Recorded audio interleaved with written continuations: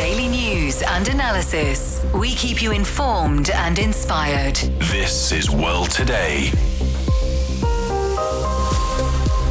China has unveiled new regulations on outbound investment that will take effect in July. The rules aim to push ahead high-level opening up while safeguarding national security and interests. This is China's first administrative regulation specifically dedicated to outbound investment. Why has China introduced these rules at this particular moment? What do they mean for Chinese companies expanding overseas and for their international partners? And how can China balance opening up and security? Hello and welcome to the panel discussion of World Today. I'm Hongyu in Beijing. To listen to this episode again or to catch up on previous episodes, you can download our podcast by searching World Today.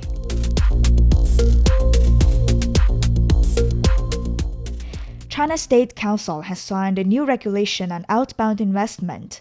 The regulations reaffirm China's commitment to aligning its trade and investment rules with globally accepted high-standard norms.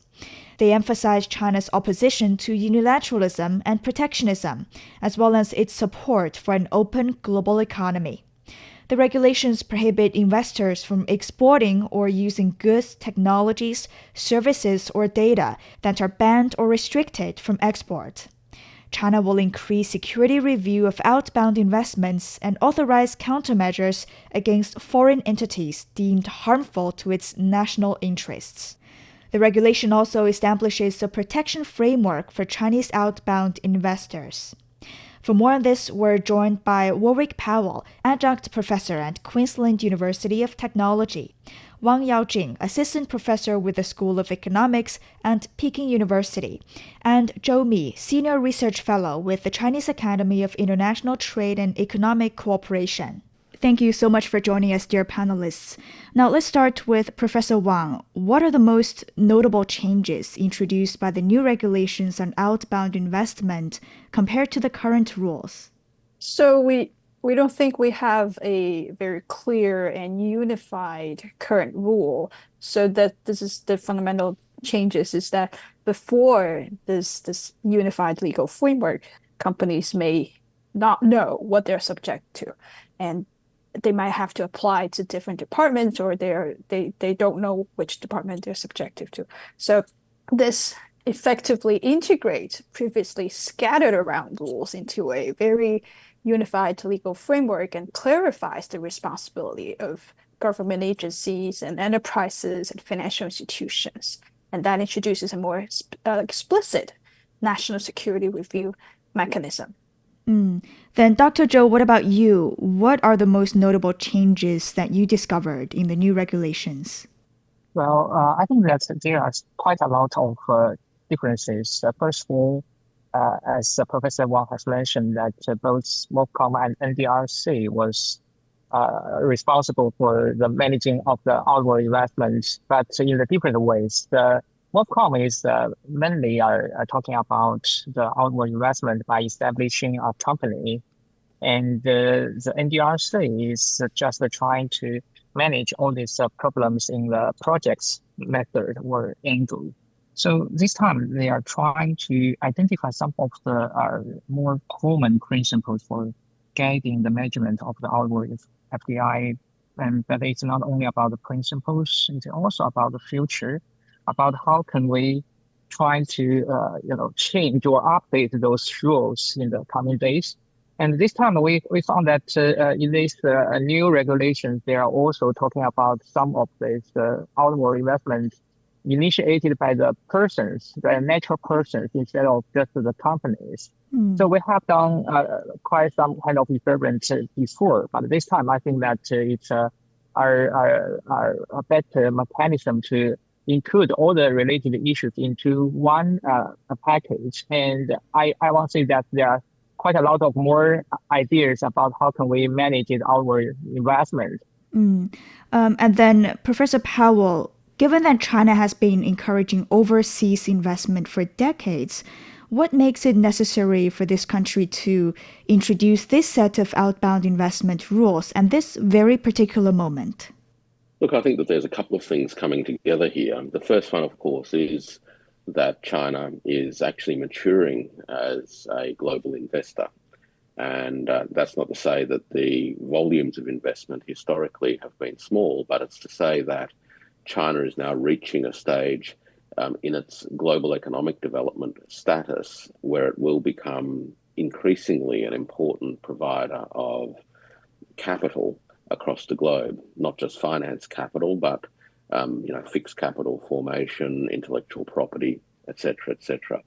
And because of that, it's actually important to streamline the regulatory framework so as to reduce transaction costs and to align focus on both development priorities, but increasingly, and this goes to the second point, to ensure that the economic merits of investment activities also take into account the broader security-related questions that, of course, are more paramount today than they've ever been.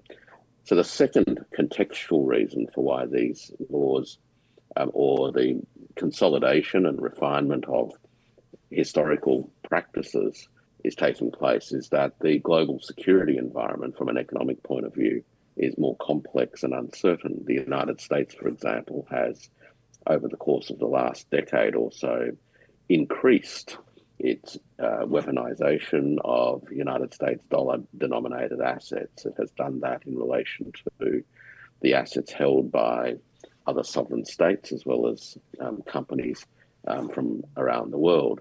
The United States has aggressively introduced a range of restrictions on Chinese economic activities, which of course raises concerns around broader investment risks. And so it is important to deliver a systematic, rules-based or rules of law-based, more to the point, coordinated framework that brings economic development and security considerations together within the one body, one framework, if you will, so that enterprises can pursue their ongoing going out investment strategies with confidence. Then, Professor Wang, what do you think of the timing of the publication of these new outbound investment rules?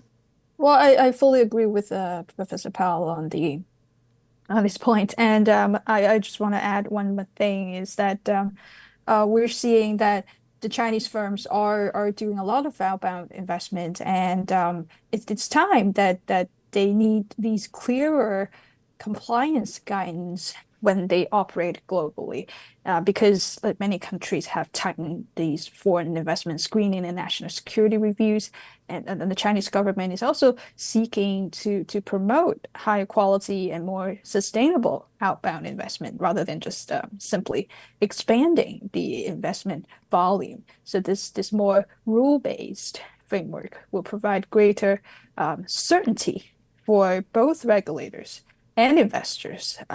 For example, if there's no rule and some of the acquisitions have to be stopped after the acquisition is actually done, then that is actually very discouraging, or a lot of uncertainties for investors, not just from China, but from all over the world. But now we make it clear that some of the red lines cannot be crossed, or some of the areas are off limits, or of that you will be expecting national security reviews, then that investors, though the markets are expecting it ahead of time, then it helps the market form more stable expectations.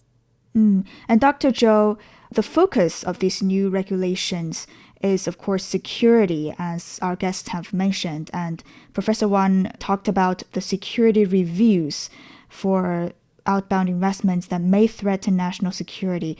So what kinds of investments are most likely to face such scrutiny? Well, it's according to the countries. I mean the host countries' principles, laws, or regulations. So in my understanding, there are two very important examples. One is from the United States. The United States has serious mechanisms, and it paid a lot of attention on some of the investment from the state-owned enterprises to talk about the so-called critical infrastructures or some of the very important technology. Well, if you're looking at the practices of Australia, the firm, they are also trying to look at many of these issues, but they also want to pay more attention on a question to do with farmland. So maybe the list is not just trying to give all the examples, all the details about the exactly companies or investment, but they are really sending some messages about their concerns about the national security. So I would say that all these practices are not identical from one country to another, but the practices of United States are likely to be learned, or some of them are imitated by other countries or members like Germany, like some of these proposals in European unions are also trying to follow a certain kind of these practices, like the principles. So these investments are some of these, the reasons why the laws has given the privileges to the government to check the inward FDI from other countries. And then, Professor Powell, these regulations are way beyond money. It says investors shall not transfer goods, technologies, services, and related data that are prohibited from export by means of sending technical personnel across borders, organizing personnel to work in other countries and regions, and providing technical guidance across borders or arranging cross-border training. So it's also about cross-border talent transfers in sensitive sectors. Why is this necessary, and what risks is China seeking to address through these provisions? Yeah, look, it's a great question, and it does definitely bring an additional dimension to the management of risk exposures and the governance of potential risks as a result of outbound investment activities. It's important to, I guess, understand that there are increasingly a number of key areas that are considered to be high-risk categories, such as critical or controlled technologies, intellectual property, and know-how. And some of these are prohibited from being transferred. Some of them are treated as restricted.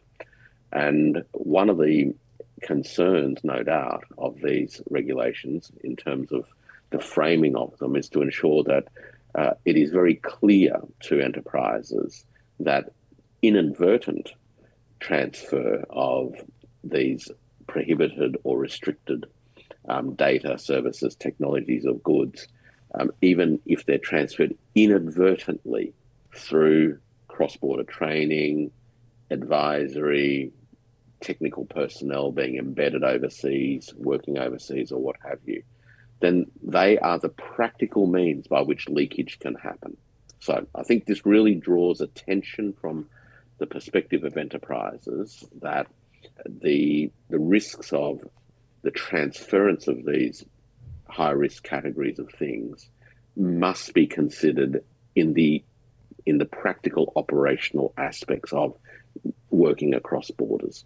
It's not to say that people can't, of course, move and work overseas, but it's to ensure that when these things happen, that they happen within a governance framework that ensures the transfer risks are addressed effectively.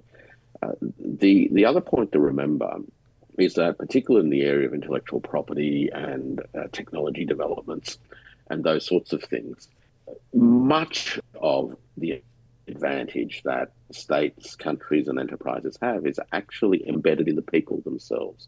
Countries have usually invested significantly over many years to develop capabilities of its people, and as the investor, if you will, in the competencies and capabilities of these people, the last thing a country wants is for them to be actually put at risk themselves. You know, we have seen, for example, the United States and Canada work together to apprehend a senior Chinese executive from a technology company, Zhou. And these experiences point to the reality that in today's climate, you can't be too careful when it comes to the safety of your people.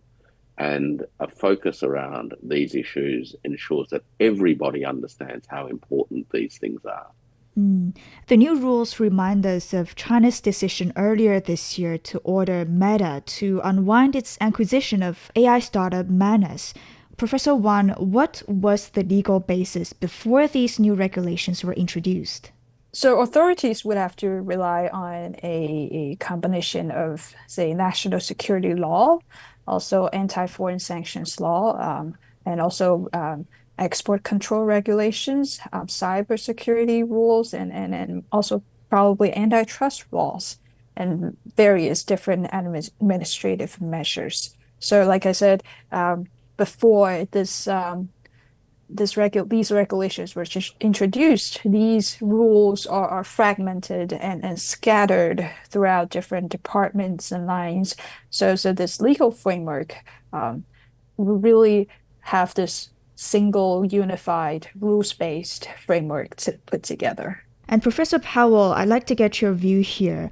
If such a similar case emerged after the new regulations take effect, how would the new regulations affect the way it was dealt with? Well, I think the acquisition was, well, it was a very interesting set of moves made by the enterprise founders, registering a company in Singapore, which then became the vehicle by which Meta could engage directly. And in a sense, it was a way of transferring intellectual property, but without creating significant barriers for Meta's own acquisition. It seemed in that case that the company was essentially leveraging the benefits that it had received through its development work within the ecosystem on the mainland, and then establishing a legal vehicle offshore to enable the exit by the founders, at a substantial premium. Now, the problem with this, of course, from a security point of view, is that there was no consideration given to the technologies themselves and the potential implications of those technologies, in effect becoming proprietary technologies within the overall digital architecture of an American company. And we've seen, once again, that American technology companies have been, over the years, more than happy to contribute to and support and implement the requirements of the American state apparatuses. Let's not forget that, and we've had experiences where people's email accounts have been suspended by the American companies hosting these email accounts. Senior United Nations personnel experienced just this a couple of years ago. So I think the experiences that people have had with proprietary technologies, particularly from the American big tech sector, and how the big technology companies are harvesting data and then using that data to compromise the security of others. That experience has left a bad taste in people's mouths, and countries now have wisened up to these practices and are now going to ensure, or to do their best, to reduce the risk of exposure to this. Unfortunately, on this particular issue, there was that they sort of slipped through that consideration, but I think with these new laws in place, it'll be much harder to do. And Professor Wang, what signals do you think the new provisions regarding China's national interests send to Chinese companies that are seeking overseas opportunities and to foreign partners looking to cooperate with Chinese firms? Well, we're seeing Chinese firms rapidly expanding into the global market. For example, BYD is expanding to Southeast Asia, Europe, and I think it's just built a new factory in Brazil. So the signal is that China still supports global expansion, but firms must manage compliance and security risks first. So the government is continuing to support the firms to go global, but national security and compliance considerations must be integrated into their business strategy. And companies should probably think ahead, like how they should govern it, their risk management. So you should do their due diligence and know like where they should go and what areas should be, say, reported for national security review. So this and to foreign partners, China is remaining committed to this international business cooperations, but this cooperation has to be in non-sensitive sectors. And if they are already in this sensitive sector, they may face additional review, but it's also listed out like what areas is very clearly listed out. So that would help Chinese companies and foreign partners to form these stable and rules-based partnerships. So the message is not don't go global, but it's more like go global, but responsibly and compliantly. It's about the way to go global. Let's go to Professor Powell. The new regulations also outline countermeasures against foreign organizations and individuals that undermine China's national security and sovereignty or interests, or those that engage in unfair trade practices against Chinese companies. Professor Powell, why is this particularly important now? It seems increasingly likely in the current highly securitized environment that some countries and some organizations, foreign organizations, would engage in practices aimed at harming the interests of China as a state and harming the interests of Chinese companies. Look, let's not beat around the bush. The United States has implemented over the course of at least the last 10 years a raft of measures aimed specifically at containing China. And to do that, it has sought to restrict access to technologies. It engages in all sorts of industrial espionage, etc., etc. So it is a not surprising response in that environment. It's a bit of a case of enough is enough. We're going to make it very clear that we're going to ensure that Chinese companies are going to be protected by the law, and that the Chinese state will not sit by idly whilst foreign governments or foreign organisations seek to disadvantage or undermine the interests of the legitimate interests of Chinese organisations.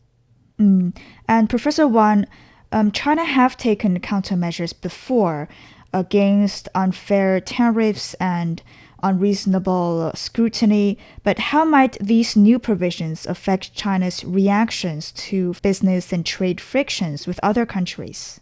Well, like Professor Powell has just mentioned, China can now clearly says enough is enough, and we are going to have these countermeasures by our law, because China now would possess this clear legal basis for responding to any economic coercion or discriminatory actions. And if there are any possible future disputes, this might strengthen China's negotiation position, and China's response could be more institutionalized and also predictable.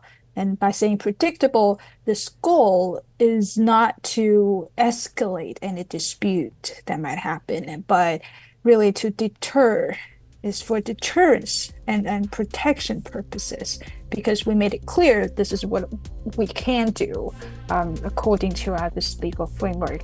So we don't want you to try to cross the line. Okay, thank you all for your in-depth analysis. Let's have a short break. Coming back, we'll continue our discussion.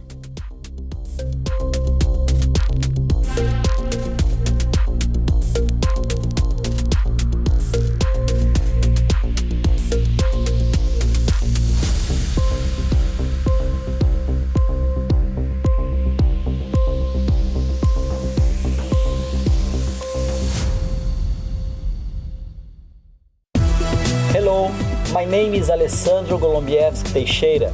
I'm a professor of public policy and management at Tsinghua University in Beijing. I am a great listener of The World Today. In my opinion, The World Today is one of the best China radio programs. In The World Today, we can get the best news and analysis in what is happening now in the world. So please come to join us. Welcome back. You're listening to the panel discussion of World Today with me, Hongyu, in Beijing. We've been unraveling China's new regulations on outbound investment. Let's continue our discussion. Turning to Dr. Zhou, how might these new provisions affect China's reactions to further business and trade frictions with other countries? Well, I said that, in the past, many of these interactions are based on the trade issues about the tariffs, about some of these subsidies or any kind of this businesses to do with the goods. But now I think that there are more flexible, more innovations of the interactions.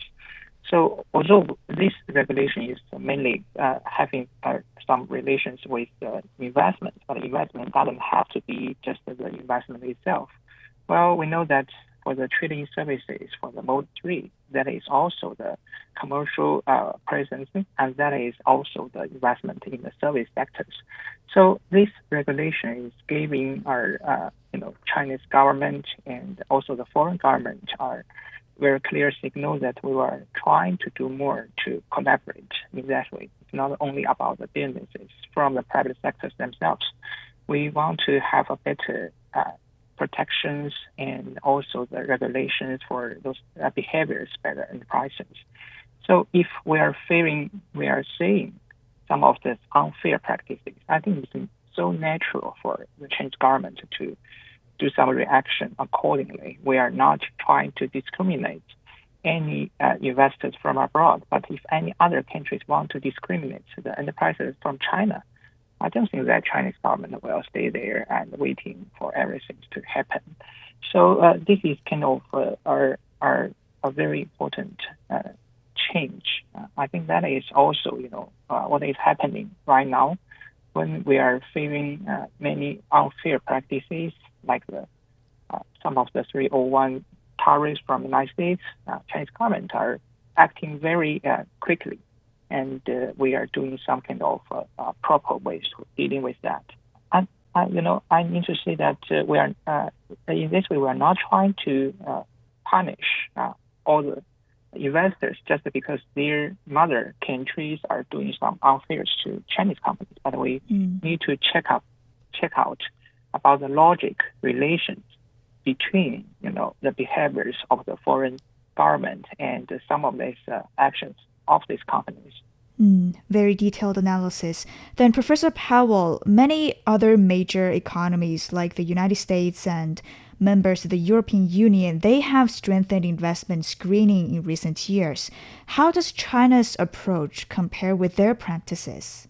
Well, I think it's again important to understand that these approaches from different countries are taking place within a very particular period in global economic and geopolitical history, namely that Western countries in particular have, over the course of the last decade or so, intensified their antagonistic attitude towards China and Chinese firms. We see that play out, of course, in the arena of trade, but we have also seen it play out in the area of technology and in investments with a whole raft of initiatives, if you will, implemented by these Western countries aimed very much at curtailing or restricting the kinds of investments that Chinese firms can make.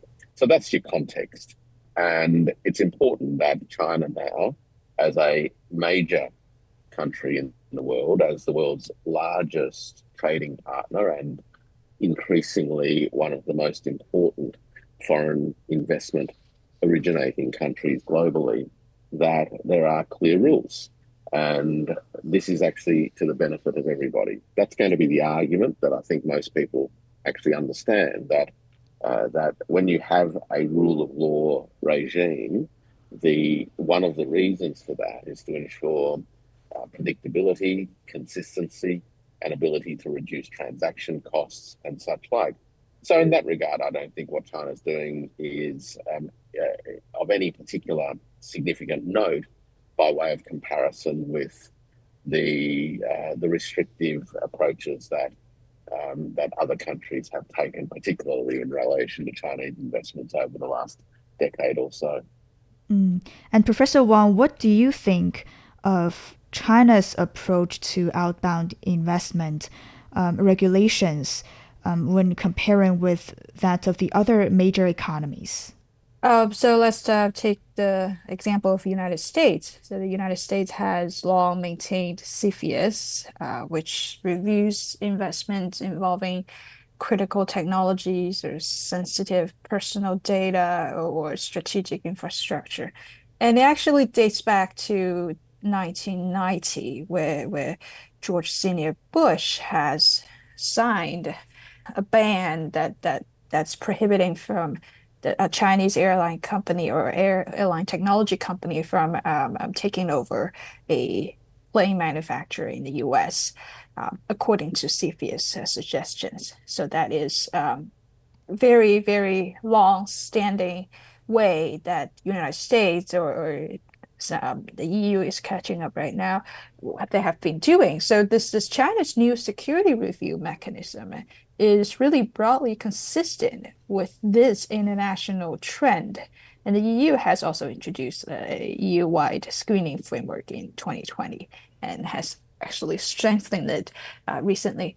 And with regarding to, say, military equipment, critical raw materials or energy infrastructure or transportation infrastructure, and digital as well. So now there are requiring member states to screen investments involving AI, semiconductor, and this reflects the same balancing act between this openness and also economic security that China is also seeking. And Dr. Zhou, another important part of the new regulations is about the protection of investors' interests. For example, it requires relevant government departments and financial institutions to strengthen their risk warning systems and provide services related to overseas investment. So how important are these measures for investors, especially at a time of growing geopolitical and economic uncertainties? I agree that when the investors are making an investment cross-borderly, it is almost or mostly likely to have more risks. So the companies, when they have decided to invest abroad, they need to know a lot of things. They need to know that the environment when they are investing abroad is quite different than when they are doing that in China.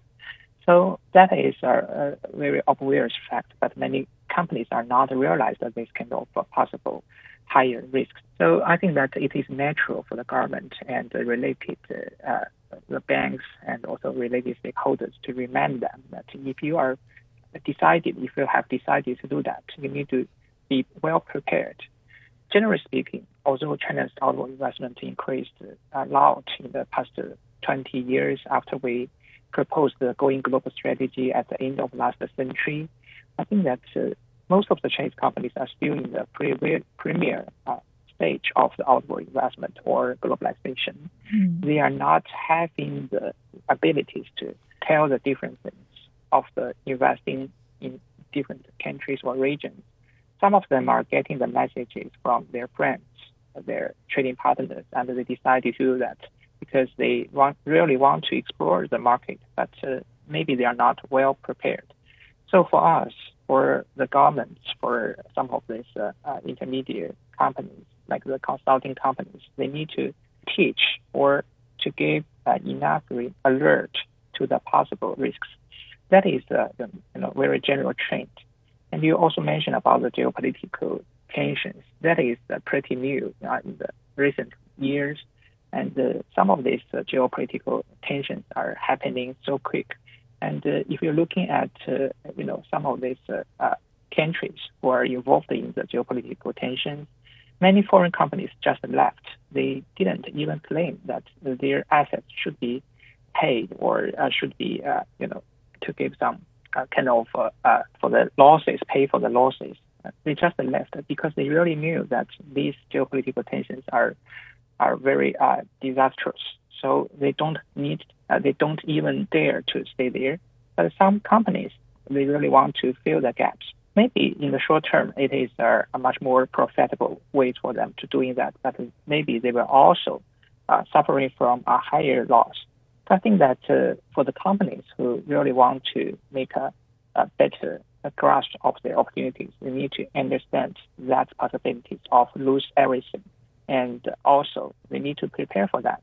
I don't mean that they should not do that. I think that if they have decided to do that, they need to know this possible consequence beforehand. So this is the ways we are dealing with. And for those geopolitical tensions regions, if the companies want to invest there, they may suffering from not enough financial support, because even the insurance companies, they will not give the services to the companies in those regions, in those areas. So it's likely that the companies need to find better ways to plan for the possible losses. So this is what is happening now, and I think that there are still some other possible factors, like even some companies invested successfully in Holland, and their asset has been taken away by the government. I think that it's even happened in some other developed economies. So we are seeing more and more new situations and circumstances for our companies. I think that we must understand that will happen. Maybe will happen sometimes, maybe not to them, but to generally speaking, they are happening. So these are the new information we need to provide for the enterprises who want to invest abroad.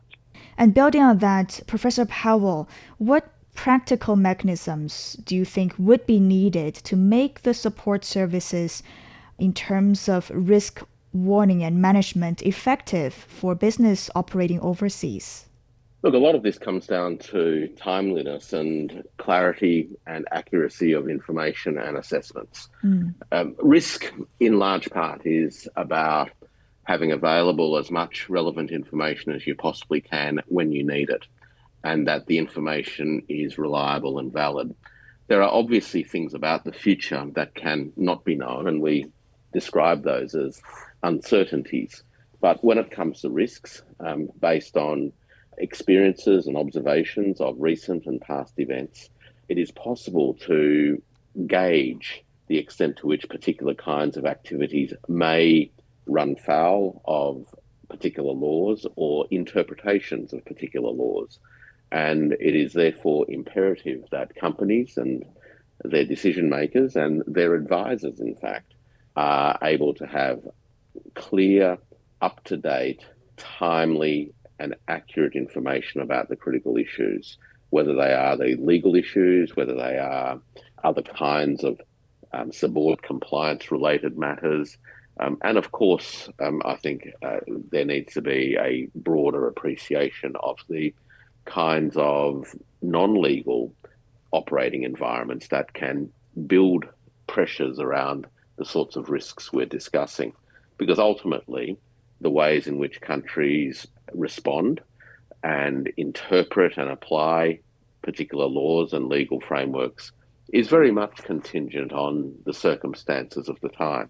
So they're the sorts of things that I think are going to be critical for companies going forward, that they are able to have access to credible information in a timely manner. Let's not forget that making decisions about capital investment is often time sensitive, and it is important that the necessary information is available when you actually need it. Exactly. And Professor Wang, the regulations also says that China will provide consular protection and assistance to citizens, organizations, and also employees involved in overseas investment projects. How important is this for investors, especially those in war zones and the areas of conflicts and natural disasters? And what differences could it make in practice?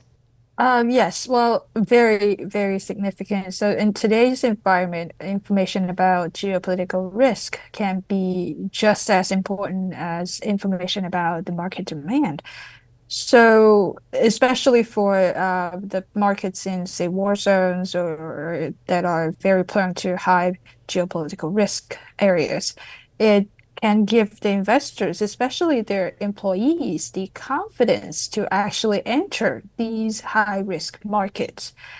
And it also could provide support during these political instability or natural disaster or even security incidents. So I think there are many, many incidents before that we're seeing China embassies, they organized evacuations of citizens and personnel during conflicts. For example, in Sudan in 2023, and also that we've seen similar support has been given to those locals or the Chinese companies and their employees or citizens during crisis in, say, Libya and in other regions.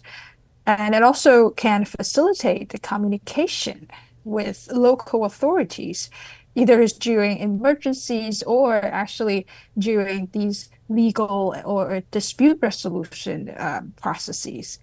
It can also help them to avoid some of the legal matters or legal disputes. And for firms operating in these developing markets, it could substantially reduce their operational uncertainty, also costs as well. So as Chinese overseas assets and personnel continue to expand, these type of protection becomes increasingly important.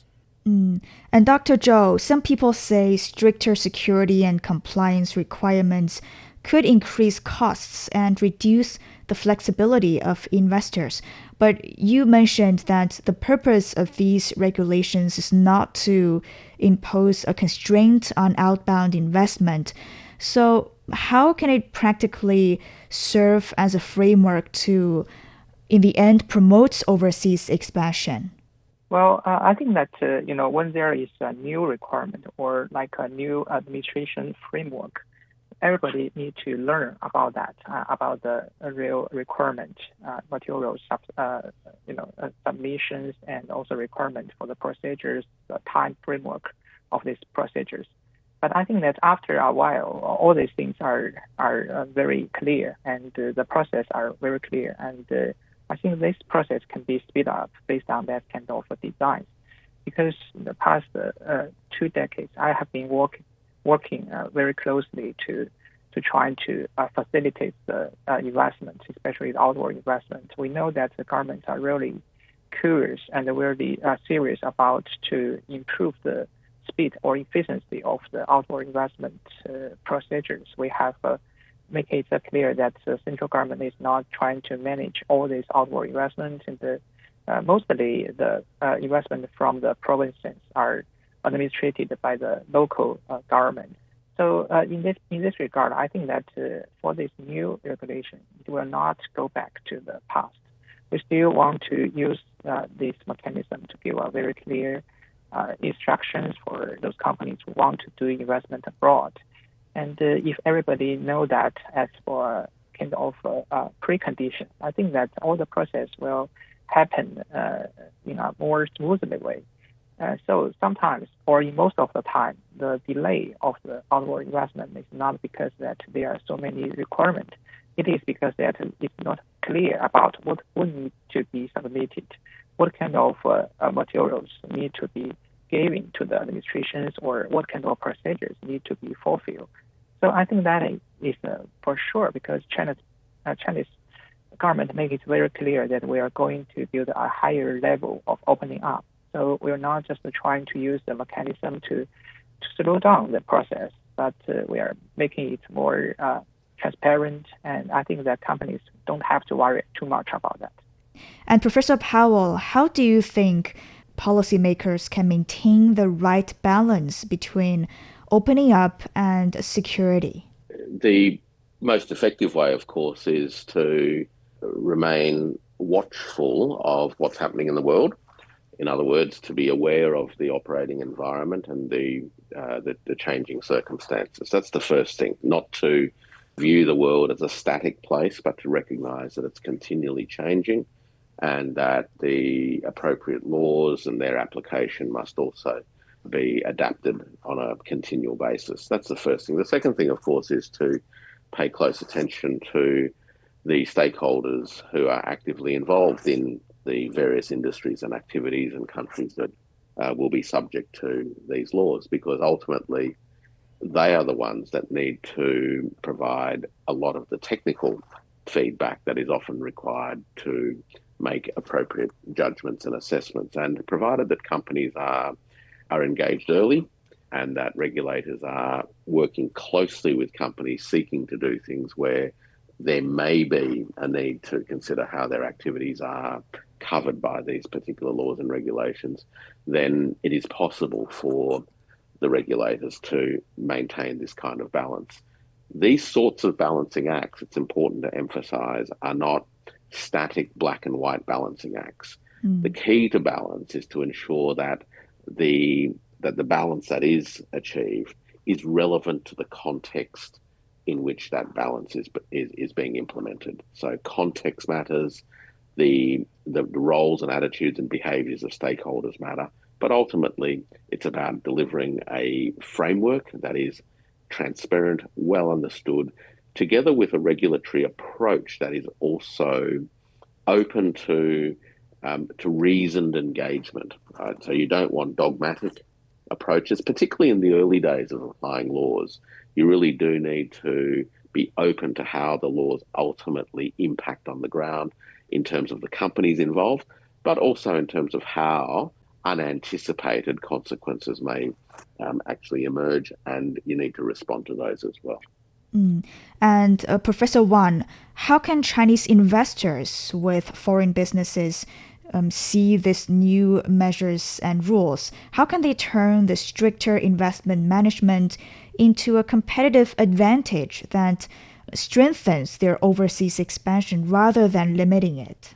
Well, some people might view the whole compliance thing as a cost, but if it's implemented in the right way, it could become a source of competitiveness rather than just as a cost center. So in today's world, the ability to navigate different regulatory systems has become a core business capability, because strong compliance builds trust with regulators. That's the most direct way. And also, it could reduce business uncertainty in a way that companies with strong compliance, risk management, and then also governance system are more likely to obtain these regulatory approvals and also attract international partners because they have good trust with the regulators, and they also reduces these operational risks. And also these governance systems are more likely to obtain regulatory approvals and also participate in these global supply chains. So in that sense, compliance is increasingly becoming a source of competitive advantage rather than merely a constraint on overseas expansion. Okay. And turning to Dr. Zhou, China has reaffirmed its commitment to aligning its trade and investment rules with globally accepted high standard norms and to supporting for an open global economy. How are the new rules of outbound investment aligned with the international economic and trade rules? I think that for China, we are in the position of have quite a lot of impact on the outward investment. So the Chinese companies are very actively to invest abroad. If we are able to manage this kind of trend in a better way, in a more foreseeable way, and also the transparent way, it will make it much more promising and sustainable for the outward investment. It is having many interactions with the host countries, the local communities about the behaviors of China's outward investment will be more foreseeable and more certain. And second, I think that it is also important guidelines for us to deal with our agreements with our foreign governments or other partners in the free trade agreement or the bilateral investment agreement. So these kinds of concerns could be finished or implemented in a better way. I think that it is also good for all the related stakeholders to have a more or better mechanism to manage the cross-border investment. I think that there were several shared concerns by all the stakeholders, like the strengthening or the resilience of the supply chain, the national securities, or the impact of the inward FDI on its local competition, local environment, or local sectors. So I think that if we are able to make it happening before the real investment happen, we can have more time to deal with the rules. So we're not just trying to make Chinese companies as one very special company, different from other countries. I think that we want to make it as a market-oriented behaviors, and its behaviors should be managed or coordinated with local government expectations. I think that is what we really want to have from these practices to do with cross-border investment. And finally, Professor Powell, how do you think China's upgraded outbound investment management will affect the global trading system? Look, it's a complement to it, because you have to understand that China's ability to be a significant global investor is a function of the fact that it accumulates substantial foreign exchange reserves by virtue of its global competitiveness on trade and its net export surplus position. So it is an important initiative, because China's ability to be a significant provider of capital globally means that the responsible move is to ensure that these kinds of clear, transparent laws are in place. This way, all stakeholders involved, all impacted parties, are actually operating from the same song sheet, so to say, and are able to proceed with the kinds of deliberations that they need to make with confidence. So it's a complement to the trading relationships. Trade and investment, complementary flows. And from the point of view of deficit countries, and I'm talking about countries with current account deficits vis-a-vis China, such as the European Union, not a country, but a collection of countries, and the United States, those concerns are actually best addressed by facilitating effective rotation of capital. And for China to do that, and to have a platform that enables it to engage with counterparty countries in a transparent and open basis, then these are the sorts of laws that you need for a longer term structural or an institutionalized approach to global capital rotation. Because right now, there isn't anything that resembles something as comprehensive as this.